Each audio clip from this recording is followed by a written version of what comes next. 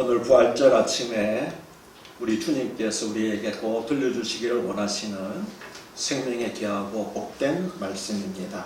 신약성경 고린도전서 15장 12절로부터 19절을 저와 함께 한 절씩 교독하시도록 하겠습니다. 제가 먼저 12절을 읽겠습니다. 그리스도께서 죽은 자 가운데서 다시 살아나셨다 전파되었거늘 너희 중에서 어떤 사람들은 어찌하여 죽은 자 가운데서 부활이 없다 하느냐. 만일 죽은 자의 부활이 없으면 그리스도도 다시 살아나지 못하셨으리라.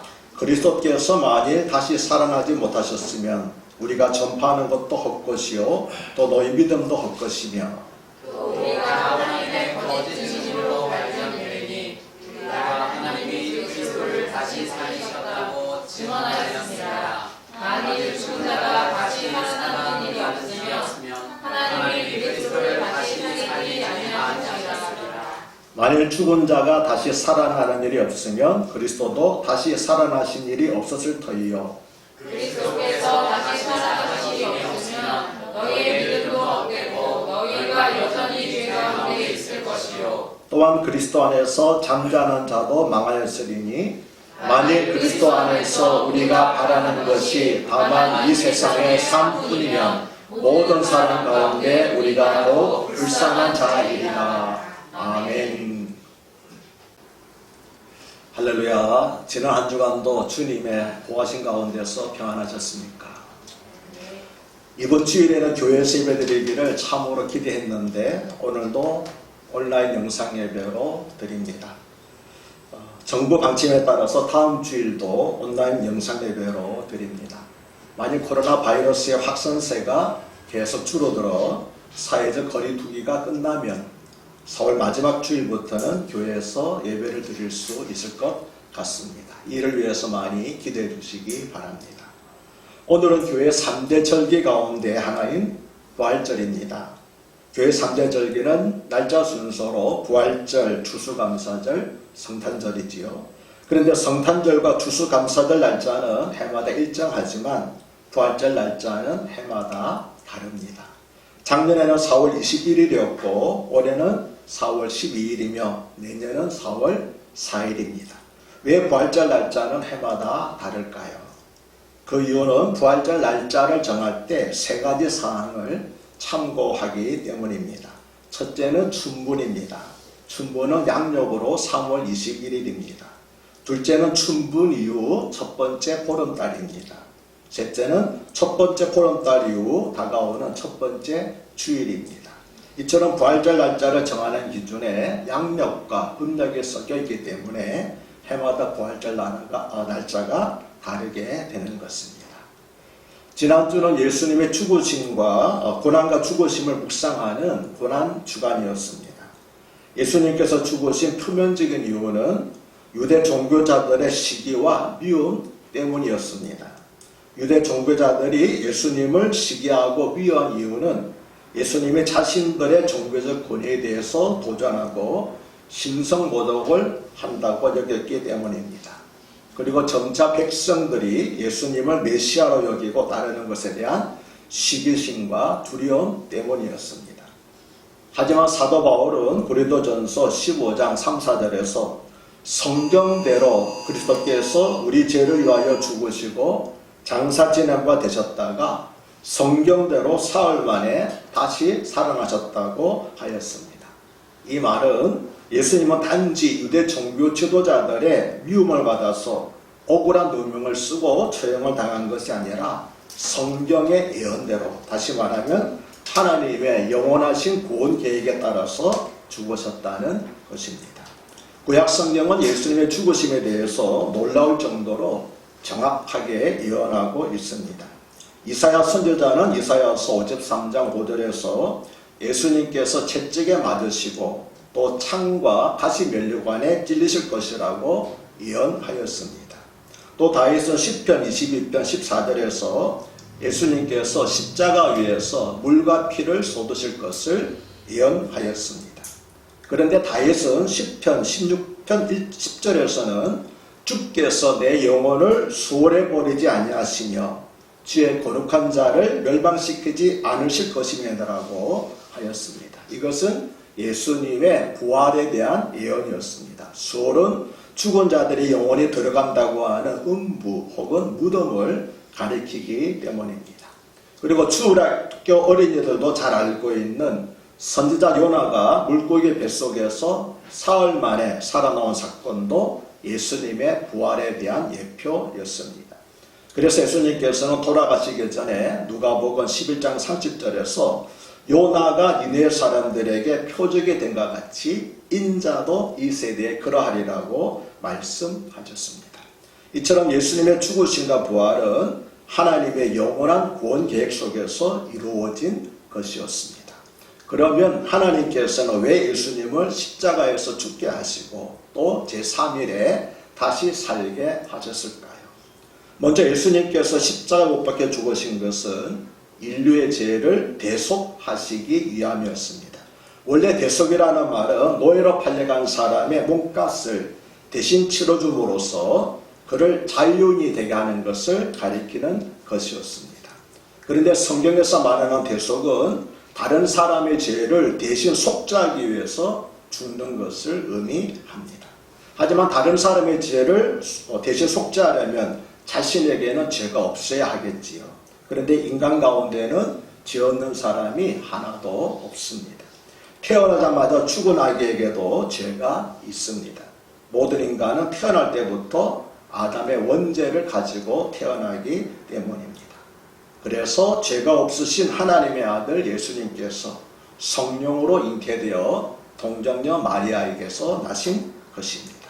이 사실을 베드로전서 3장 18절에서 그리스도께서 단번에 죄를 위하여 죽으사 의인으로서 불의한 자를 대신하셨으니 이는 우리를 하나님 앞으로 인도하려 하심이라고 설명하였습니다. 그런데 바울은 고린도전서 15장 17절에서 그리스도께서 살아나지 않으셨다면 여러분의 믿음은 헛된 것이 되고 여러분은 아직도 죄 가운데 있을 것입니다라고 하였습니다. 그 이유는 비록 예수님이 십자가에 못 박혀 죽으셨지만 다시 살아나지 않으셨으면 예수님은 의인으로서 불의한 자를 대신하여 죽은 것이 아니라 자신의 죄로 인해서 죽은 것이 되기 때문입니다. 그러나 예수님은 다시 살아나심으로써 죄가 없으신 하나님의 아들로 인정되었으며 그분의 죽음은 우리의 죄를 대신 속죄하기 위하여 죽으셨다는 것이 증명되었습니다. 하지만 현대인들은 예수님의 부활을 믿으려고 하지 않습니다. 실은 옛날 사람들도 예수님의 부활을 믿으려고 하지 않았습니다. 옛날이나 지금이나 죽은 사람이 다시 살아나는 것은 불가능한 일이기 때문입니다. 그러나 전능하신 하나님께서 예수님을 살리신 것이라면 예수님이 다시 살아나시는 것은 결코 불가능한 일이 아닙니다. 우리가 믿는 하나님은 말씀으로 천지 만물을 창조하신 전능하신 하나님이시고 생명의 주가 되시는 하나님이시기 때문입니다. 그런데 예수님이 부활하셨다고 하는 것은 그리스도인들만의 주관적인 신앙 고백이 아닙니다. 영국 옥스포드 대학의 역사 교수였던 토마스 아놀드 박사는 나는 그리스도가 죽으셨다가 다시 살아나셨다는 사실보다 더 분명하고 완전히 이해할 수 있는 사실을 인류 역사에서 보지 못하였다고 말했습니다. 이 말은 예수님의 부활은 명백한 역사적인 사실이라는 것입니다.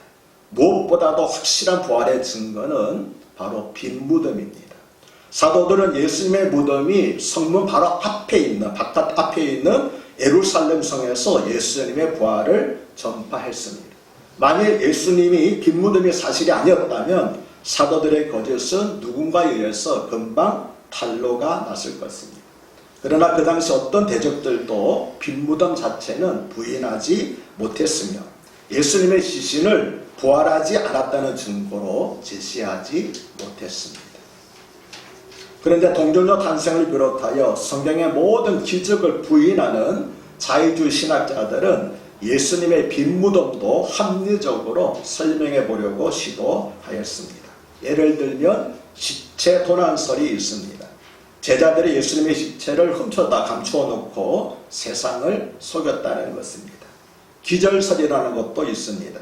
예수님은 십자가에서 잠시 기다렸을 뿐인데 무덤의 서늘한 곳에서 정신을 차리고 돌문을 열고 나왔다는 것입니다. 어떤 자유주의 신학자는 환상설을 주장했습니다. 예수님은 제자들의 상상 속에서만 살아나셨는데 제자들은 꿈과 환상을 현실로 오해하고 용기를 얻어서 죽음을 무릅쓰고 부활신앙을 전파했다는 것입니다. 그러나 예수님이 살아계실 때도 예수님을 버리고 달아났던 제자들이 무슨 이유로 이미 죽은 예수님의 시신을 훔치겠습니까? 또 인부가 무덤을 철통같이 지키고 있는 로마 군인들을 어떻게 물리칠 수 있겠습니까? 그리고 설사 예수님이 기절했다가 정신을 차렸다고 하더라도 무덤문을 막은 무려 1800kg, 즉 쌀 2가마니 무게나 되는 돌을 어떻게 혼자서 옮길 수 있겠습니까? 또 고린도전서 15장 6절을 보면 500명이 일시에 부활하신 예수님을 보았다고 하였는데 어떻게 그 많은 사람이 동시에 같은 환상을 볼 수 있겠습니까? 예수님의 부활하셨다는 증거는 빈 무덤 위에도 많이 있습니다. 두려움에 숨어있던 제자들이 예수님의 부활을 목격한 후 담대히 복음을 전파하기 시작했습니다. 이들은 토국과 고문과 순교를 두려워하지 않고 예수님을 못 박아 죽인 바로 그 도시에서 예수님의 부활을 담대히 선포했습니다. 부활을 거짓으로 꾸민 것이라면 그 거짓을 위해 죽을 바보가 세상에 어디 있겠습니까? 또 기독교를 핍박하는데 앞장을 섰던 바리새인인 사울이 부활하신 예수님을 만난 후에 회심하여 사도 바울이 되었습니다. 그 당시 지성의 대가였던 바울이 꾸며낸 거짓을 위해서 부귀와 명예와 권세를 배수물처럼 여기고 부활을 전파하다가 순교할 리가 있겠습니까? 그리고 안식일을 목숨처럼 지키던 유대인들이 안식일 대신 주일을 지키기 시작했습니다. 주일은 주님의 날, 다시 말하면 주님이 부활하신 날이라는 뜻입니다. 이런 사실들은 오직 예수님의 부활로만 설명할 수 있는 것입니다. 바울은 고린도전서 15장 13절로부터 19절까지 해서 만일 예수 그리스도의 부활이 없으면 6가지의 비참한 결과가 발생하게 된다고 주장했습니다. 첫째, 우리가 전파하는 것이 헛것이라고 하였습니다. 예수 그리스도를 믿으면 죄사함을 받고 구원 얻는다고 전파했는데 만일 예수 그리스도의 부활이 없으면 이 전파가 헛것이라는 것입니다. 둘째, 우리의 믿음이 헛것이라고 하였습니다. 사람의 죽은 후에 부활하여 천국에 들어간다는 믿으면 부활이 없으면 헛것이 될 수밖에 없기 때문입니다.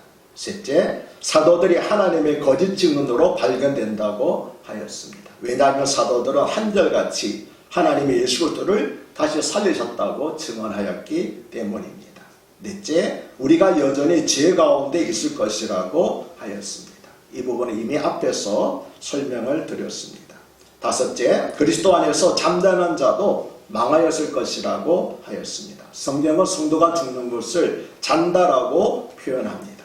이 세상에서는 영원히 잠든 것처럼 보이지만 하나님 품 안에서 다시 눈을 뜨게 되기 때문입니다.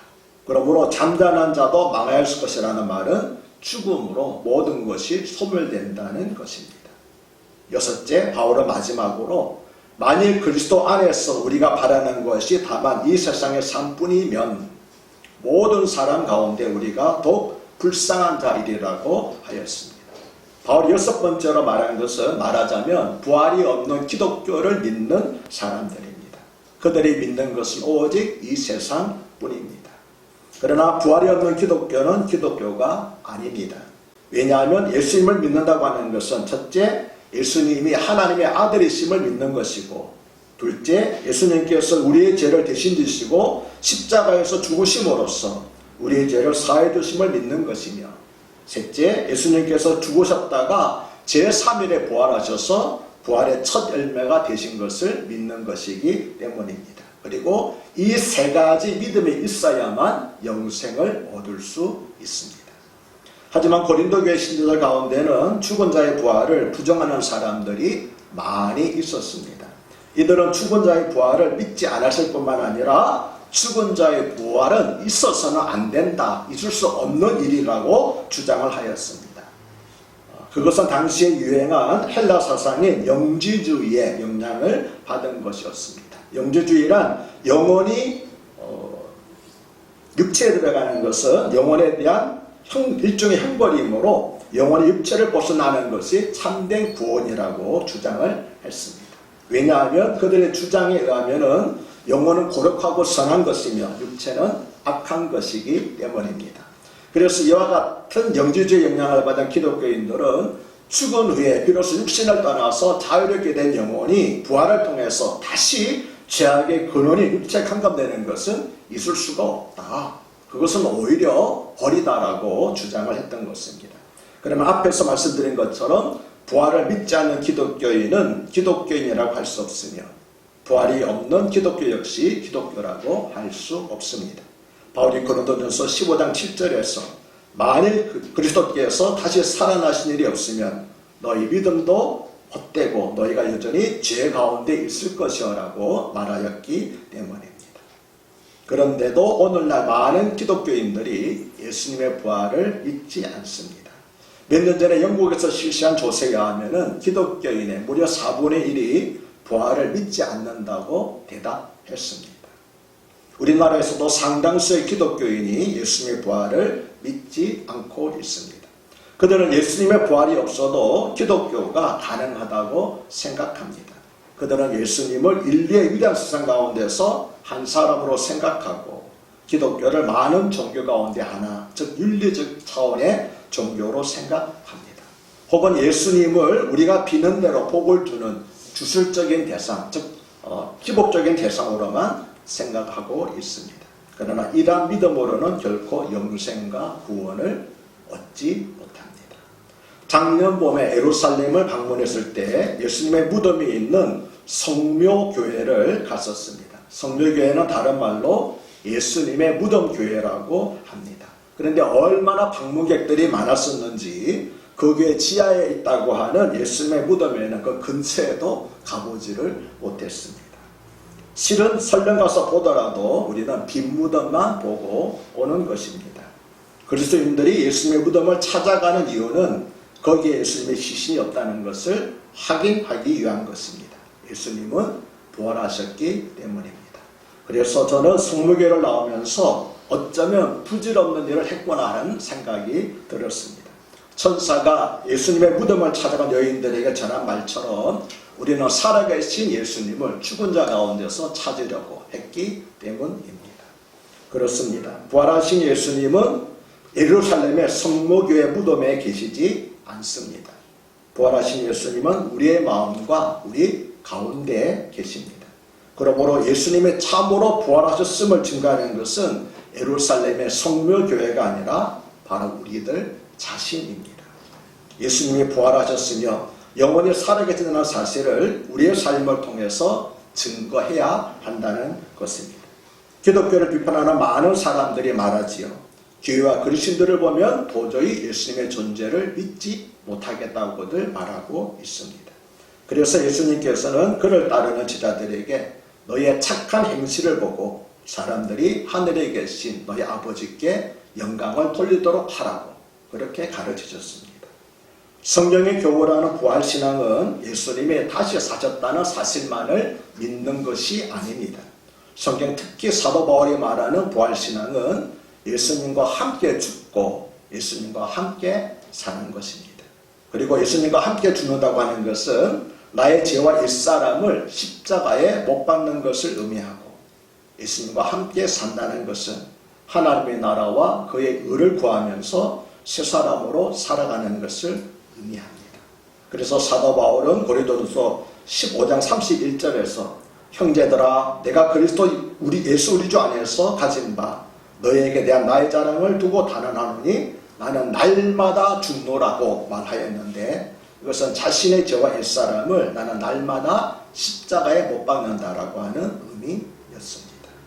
바울은 로마서 6장 10절과 11절에서는 그가 죽으심은 죄에 대하여 단번에 죽으심이요 그가 살아계심은 하나님에 대하여 살아계심이니 이와 같이 너희도 너희 자신을 죄에 대하여는 죽은 자요 그리스도 예수 안에서 하나님께 대하여는 살아있는 자로 여길지어다라고 우리 그리스도인들에게 권면했습니다.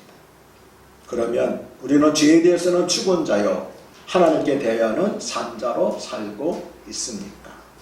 이 말은 죄 유혹에 대해서는 마치 죽은 자처럼 전혀 반응하지 않고 하나님의 말씀에 대해서는 즉시 민감하게 반응하고 있느냐는 것입니다. 부활하신 주님을 하나님 보좌 우편에 앉아 계시는 분으로만 알고 있다면 그것은 예수님의 부활의 의미를 절반밖에 알지 못하는 것입니다. 부활하신 주님께서 승천하셔서 하나님의 보좌 우편에 앉아 계신다고 하는 것은 지금 주님께서 온 세상과 우주 만물, 특히 교회를 다스리고 계신다고 하는 것입니다. 그렇습니다. 부활하신 예수님은 이제 시간과 공간을 초월하는 신적인 속성을 다시 가지셨기 때문에 언제 어디서나 성도들과 함께 계십니다. 그래서 부활하신 예수님께서는 마태복음 28장 18절로부터 20절에서 제자들을 모든 민족에게로 보내시면서 하늘과 땅의 모든 권세를 내게 주셨으니 그러므로 너희는 가서 모든 민족을 제자로 삼아 아버지와 아들과 성령의 이름으로 세례를 주고 세례를 베풀고 내가 너에게 분반 모든 것을 가르쳐 지키게 하라. 그리고 마지막으로 말씀하셨죠. 볼지어다 내가 세상 끝날까지 항상 함께 있으리라. 아멘. 부활하신 우리 주님께서는 하늘과 땅의 모든 권세를 가지고 세상을 통치하실 뿐만 아니라 코로나 바이러스가 창궐하고 있는 지금 이 땅에서도 우리와 함께 계십니다. 그래서 우리가 어디에 있고 무엇을 하든지 혹은 사명의 음침한 골짜기를 다닐 때라도 함께 계셔서 보호하여 주실 것입니다. 그러므로 항상 부활의 주님과 동행하면서 하나님이 기뻐하시는 삶을 사시는 우리 큰사랑교회 성도님들이 되시기를 부활하신 예수 그리스도 우리 주님의 거룩하시고 영광스러운 이름으로 축복합니다. 할렐루야. 하나님 아버지, 오늘 부활절을 맞이하여 부활의 주님이라는 말씀으로 또한 부활의 증거와 부활의 의라고 하는 그런 말씀으로 우리가 함께 나누었습니다. 하나님, 지금 많은 사람들은 코로나 바이러스로 말미암아 좌절하고 어떨지 모르고 당황하고 있습니다. 그러나 사망 권세 이기시고 부활승천하신 주님께서 우리와 함께 계신즉 우리는 아무것도 두려워하지 않습니다. 왜냐하면 그리스도 예수 안에 있는 하나님의 사랑 가운데서 그 어떤 피조물이라도 우리를 끊을 수가 없기 때문입니다.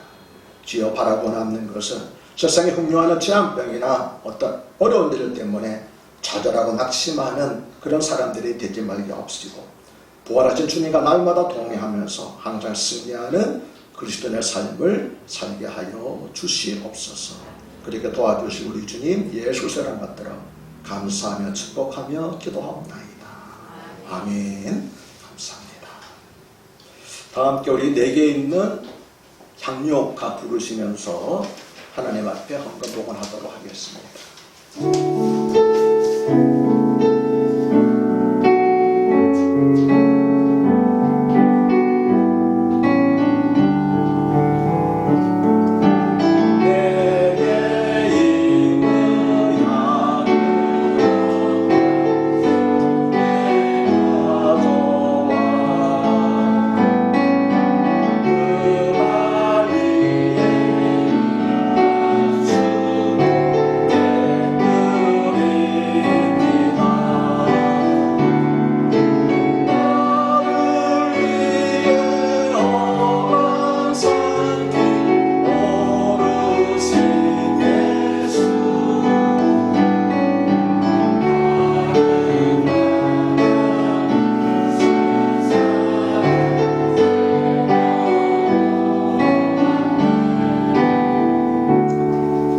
할렐루야. 하나님 아버지, 오늘 부활주일 예배 하나님 앞에 나와서 드리게 하신 것을 감사드립니다.